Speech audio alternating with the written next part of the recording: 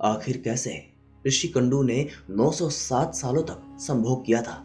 ऋषि कंडू के 907 साल संभोग करने का ये रहस्य जानकर आपके पैरों तले जमीन खिसक जाएगी। दोस्तों, हमारा देश पौराणिक समय से ही ऋषियों महर्षियों की तपस्थली रहा है। हिंदू धर्म ग्रंथों में कई ऐसे ऋषियों महर्षियों का वर्णन मिलता है जिन्होंने अपने तपोबल से मानव जाति के कल्याण के लिए कई तरह के काम किए।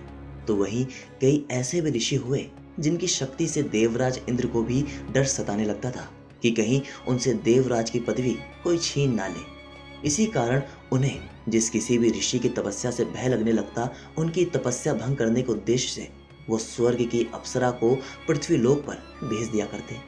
ऋषि अप्सरा के रूप और यौवन को देखकर मोहित हो जाते और उनकी तपस्या भंग हो जाती। नमस्कार दोस्तों, स्वागत है आप सभी का हमारे YouTube चैनल में। और आज के इस वीडियो में हम आपको एक ऐसे ऋषि की कथा बताने जा रहे हैं जिन्होंने करीब 1000 वर्षों तक एक अप्सरा के साथ भोग विलास किया। दोस्तों, कथा के अनुसार पौराणिक काल में महान ऋषि कंडू हुआ करते थे जिनका आश्रम गोमती नदी के तट पर था। एक बार की बात है, ऋषि कंडू ने घोर तपस्या करना शुरू किया। वो तपस्या में इतने लीन हो गए कि उन्हें किसी भी चीज का आभास नहीं होता। इस तरह ऋषि कंडू को तपस्या में लीन देखकर देवराज इंद्र हमेशा की तरह घबरा गए। उन्हें यह डर सताने लगा कि कहीं ऋषि कंडू उनका स्वर्ग का सिंहासन छीन ना ले।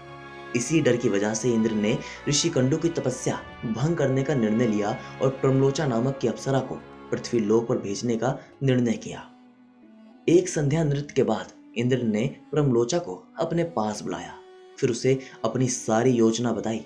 बिना कोई प्रश्न किए प्रमलोचा इंद्र की योजना के मुताबिक पृथ्वी लोक के लिए प्रस्थान कर गई। दोस्तों, पृथ्वी लोक पर प्रमलोचा सीधे वहां पहुंची जहां ऋषि कंडू तपस्या में लीन थे।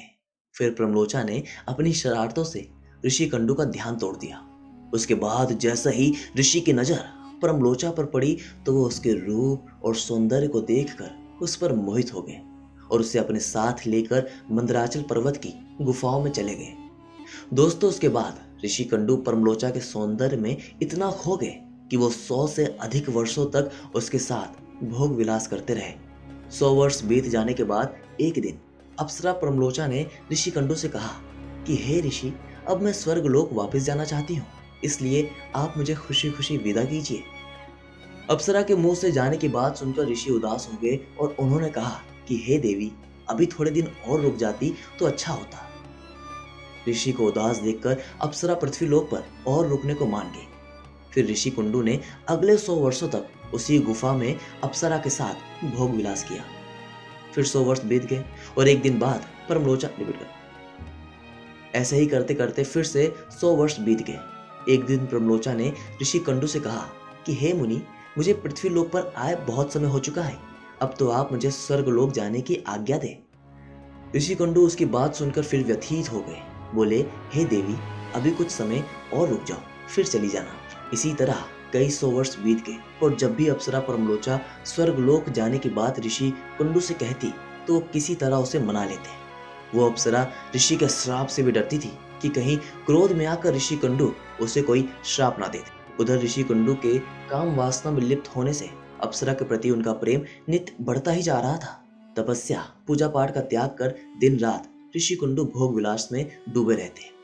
एक दिन की बात है, जब ऋषि कुंडू बड़ी तेजी से अपनी कुटिया से निकल रहे थे, तभी प्रमलोचा उनके पास आई और पूछने लगी कि हे मुनि, आप कहाँ जा रहे हैं? तब ऋषि कुंडू ने कहा कि हे भद्रे, दिन अस्त हो चुका है, अतः मैं संध्या उपासना करने जा रहा हूँ। अगर ऐसा नहीं किया तो मेरा धर्म नष्ट हो जाएगा। यह सुनकर प्रमलोचा मुस्कुराए बिना नहीं रह सकी और बोली, हे सब वेदों के ज्ञाता, इतने वर्षों में क्या आज पहली बार सूर्यास्त हो रहा है? जो आप संध्या वंदन नहीं करेंगे तो आपका धर्म नष्ट हो जाएगा। मैं तो आपसे जब से मिली हूँ तब से तो आपने कभी संध्या वंदन नहीं किया है। इस प्रकार के वचन सुनकर ऋषि कुंडू बोले, हे भद्री, नदी के इस सुंदर तट पर आज सवेरे ही तो तुम मेरे पास आई हो, मुझे भली भांति याद है। अतः अब दिन के समाप्त होने पर संध्या काल हुआ है। मुझे तो लगता है कि तुम मेरा उपहास कर रही हो। ऋषि कुंडू की बात सुनकर प्रमलोचा ने उनसे कहा कि हे ब्राह्मण श्रेष्ठ, आपका ये कथन सत्य है कि आपके आश्रम में मैं सवेरे आई हूँ, परंतु आज नहीं। जिस सुबह मैं यहाँ आई थी उस समय को तो कई 100 वर्ष बीत चुके हैं। ये सुन महर्षि कुंडू घबरा गए और बोले, हे सुंदरी, मुझे सही बताओ, मुझे तुम्हारे साथ रमण करते कितना वक्त बीत चुका है। तब प्रमलोचा ने बताया कि आपको मेरे साथ रमण करते हुए 907 वर्ष 6 महीने और 3 दिन हो चुके हैं। यह सुनकर ऋषि कुंडू हैरान हो गए और बोले, हे प्रिय, क्या तुम सत्य कह रही हो और या फिर मेरे साथ कोई मजाक कर रही हो? मुझे तो ऐसा प्रतीत होता है कि मैं तुम्हारे साथ एक दिन ही रहा हूँ। तब प्रमलोचा बोली, हे ब्राह्मण, मैं आपसे झूठ कैसे बोल सकती हूँ, वो भी उस समय जब आप अपने धर्म मार्ग का अनुसरण करने के लिए तत्पर होकर मुझसे पूछ रहे हो। मैं यहाँ किसी के कहने से आई थी। ऋषि, आप क्रोधित ना हो, मैं आपको सारी घटना बताती हूँ, परंतु हे ऋषि, मेरा इसमें कोई दोष नहीं है, इसलिए मुझे क्षमा कर दीजिएगा। तब ऋषि कंडू ने कहा कि जल्दी बताओ, तुम्हें यहाँ किसने भेजा था? तब प्रमलोचा ने कहा कि आपकी तपस्या से देवराज इंद्र को डर लगने लगा था और उन्होंने ही आपकी तपस्या भंग करने के लिए मुझे यहाँ भेजा। प्रमलोचा के मुंह से ऐसे वाक्य सुनकर ऋषि कुंडू व्याकुल हो गए और बोले, धिक्कार है मुझ पर, मेरा धर्म नष्ट हो गया, एक स्त्री ने मेरी बुद्धि नष्ट कर दी, इस स्त्री के संग से मेरा समस्त जीवन का तप नष्ट हो गया। इसलिए हे पावन स्त्री, अब तू जहाँ चाहे जा सकती है, क्योंकि तुझे इंद्र ने जिस काम के लिए भेजा था वो काम संपन्न हो चुका है। तूने मेरा तप नष्ट कर दिया है। महर्षि को इस तरह क्रोधित देखकर प्रमलोचा भय से कांपने लगी, जिस वजह से उसका पूरा शरीर पसीने से भीग गया।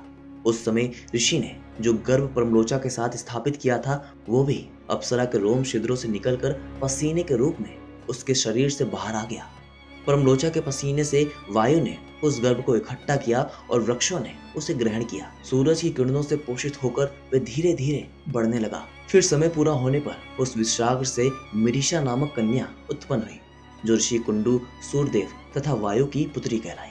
तो दोस्तों, इस तरीके से ऋषि कुंडू ने 907 वर्ष तक प्रमलोचा के साथ संभोग किया। दोस्तों, अगर आपको हमारी ये जानकारी पसंद आई तो इस वीडियो को ज्यादा से ज्यादा लाइक करें, शेयर करें और कमेंट करें। आपका बहुत बहुत धन्यवाद।